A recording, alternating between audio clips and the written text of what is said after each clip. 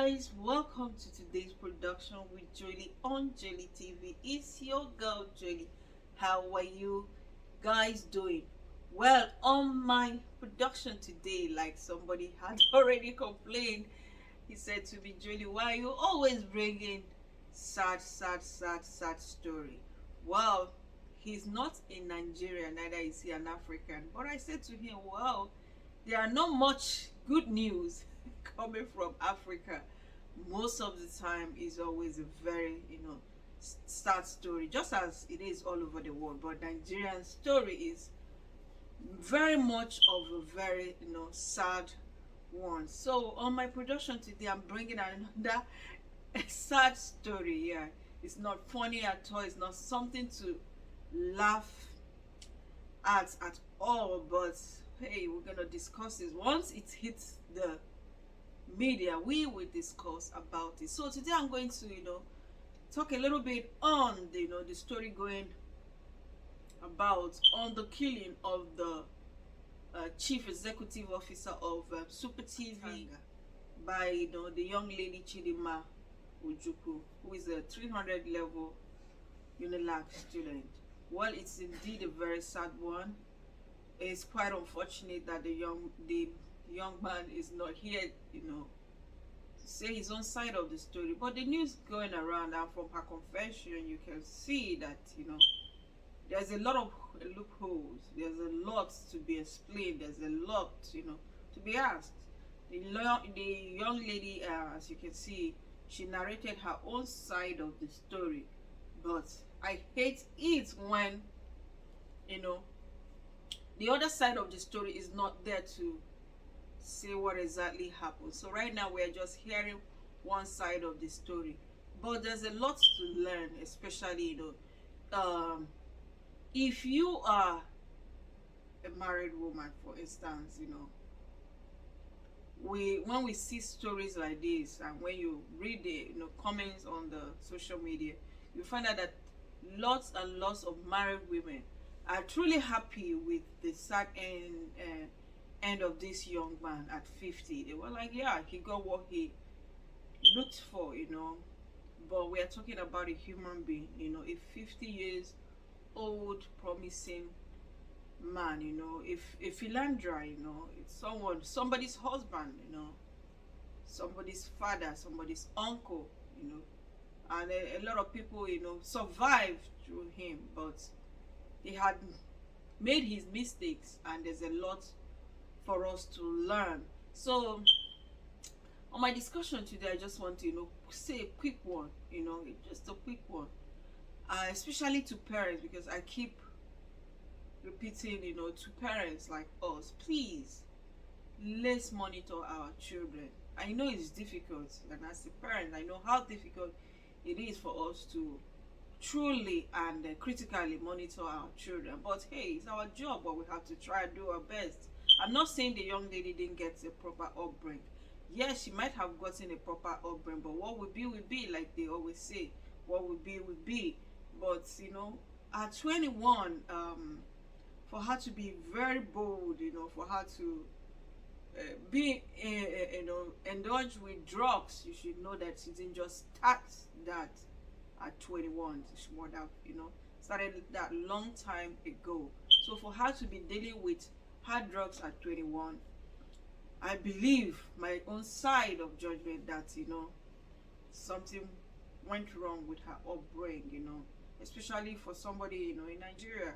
If it was abroad where this sale of drug is a little bit rampant, I would have said okay, that's where it's much easier. But for somebody in Nigeria to start dealing with drug, especially a female, especially a young lady at 21, is disturbing. It's very disturbing for any parents to deal with. And the issue of side chick, we cannot overemphasize on that. It's always, every time there's something, there's something, there's something to say about side chick, but we have to discuss about it. Side chick are their people's children. They are our relative. They are young ladies who are influenced by what they see on the media. They want to be like others. They want to fly on, private jets. They want to ride the best car. At 21, I'm just wondering, what will a young lady of 21 be looking for aside, getting a good education? Because she's already in school, and story has it that she has not even showed up at school since school opened in May 21st. She has never been there, and a lot of them also say she's more of an introvert. That she's the big girl kind of. She don't like to talk to people. She keep more to herself. But I see a lot of influence, peer influence, I would say, trying to get rich and get rich or die trying syndrome in her. But it's a very sad one. I feel so bad, especially to the wife of this man. I feel so bad, reading her biography. I was like, what in the world is this man looking for? You have a very young, very young, hardworking, very, very beautiful wife, who is well placed in the society, who I keep asking myself, what will the person? Well, men know what they want. They themselves just know what they want, because looking at the two, the young lady and even the wife, I see no much different. The wife looks as much and more beautiful than the so-called side chick. But hey, he knows what he's looking for. But the problem now is, what is he going to tell his God when he gets there? You have died in the process of your immorality. You have died in the process of your adultery. So, and dying the way he did, a very, very shameful way to die. A very, very shameful way to die. That's why I feel so sad for the wife and the family, especially the children, because history,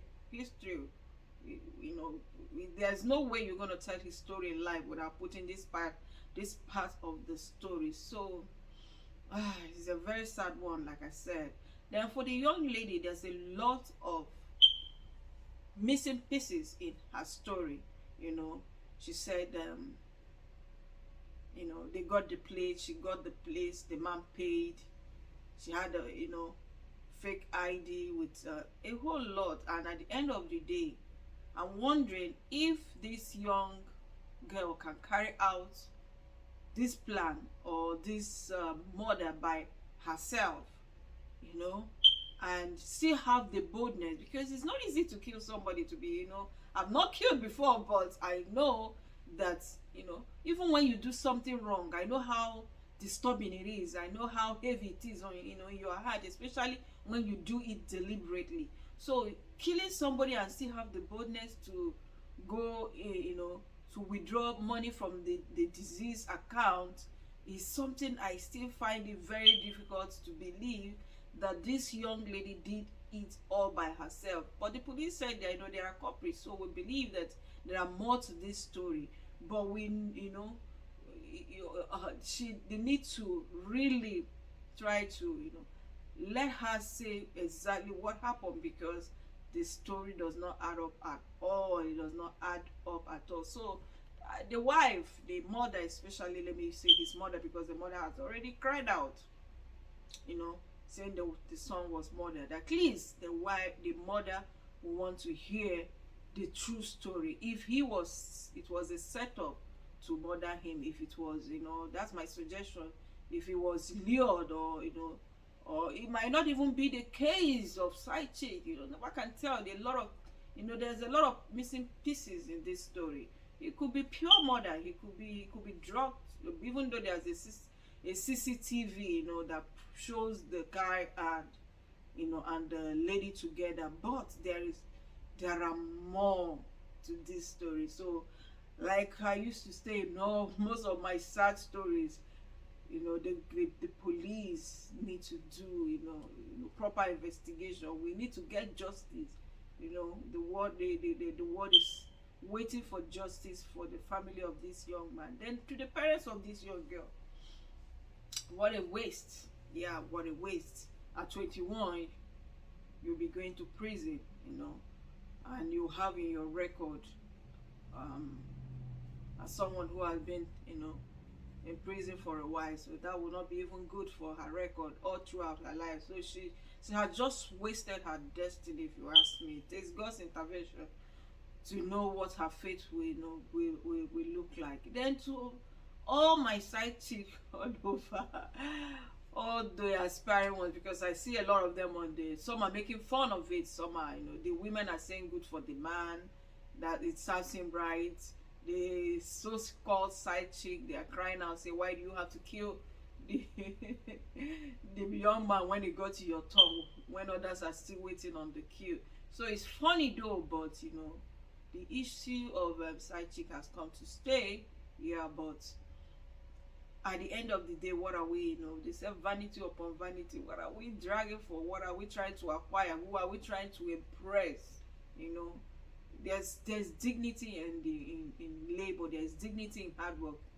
You can still make the money you want through your own hard work and with lots of respect. You don't need a man, to give you what you want in life. That's what I would say to the young ladies there who are trying to be faster than their shadow, trying to make money very quick. Because at 21, I don't see any reason why she should be. I know there are bad examples, we have so many of them out there. There are bad examples, those who claim that at 23 they built this, they buy this, they buy that. You never can tell what their story is, because you don't live with them. So but if you take life easy, if you take life gradual, you will still get to the point where you acquire all that. That's what I believe in. The more, and you can never be satisfied in acquiring things. The more you have, the more you want more. The more you want, you have, the more you want more. The more you have 10 million, the more you want 20 million. The more you have 50 million, you want 100 million. So human needs, we are always in need and want of something. So why are we in a hurry if, stealing the iPhone, tomorrow another type of phone will come out? I remember when the BlackBerry phone was in vogue, a lot of people wanted to kill themselves for the BlackBerry. Now we have iPhones, we have, Samsung phones, we have other types of, gadgets, and more are still gonna come out. So why are we gonna kill ourselves today for something we know that, at the end is perishable? At the end there are still gonna be more upgrade of those kind of stuff. So like I said, this is a very sad story for us to discuss, but we will always continue to discuss, and we keep advising the young ones, please. When I was growing up, I remember my uncle keeps saying, cut your coat according to your size, cut your coat according to your size, be content with what you have. Cut your coat according to your size. Then my mom changed the phrase from cutting your coat according to your size to cut your coat according to the material. So you make do with what is available, and hoping that it will, and surely with patience, it gets better at the end of the day. Nothing remains permanent, nothing remains static. It will definitely get better. What are you chasing? What are you chasing? Vanities at the end of the day. Look at it. At the end of the day, this young lady has, for me, she has wasted her life. She has spoiled her record. She has a very, for the rest of her life, she's going to have a bad, anytime her background check is run, she's going to have a bad one, And if she manages to escape this one, I don't think her life can never be the same. So it's a lesson for all of us. It's a lesson for me. It's a lesson for you. It's a lesson for the wives, for the side chick, for drug dealers, murderers all over the world, especially Africa, striving and trying to deceive a lot of people. Well, it's your girl Julie on Julie TV. Don't forget to subscribe. Don't forget to like, and don't forget to share. I see you in my next production. From me to you, like I used to say in all my videos. Adios.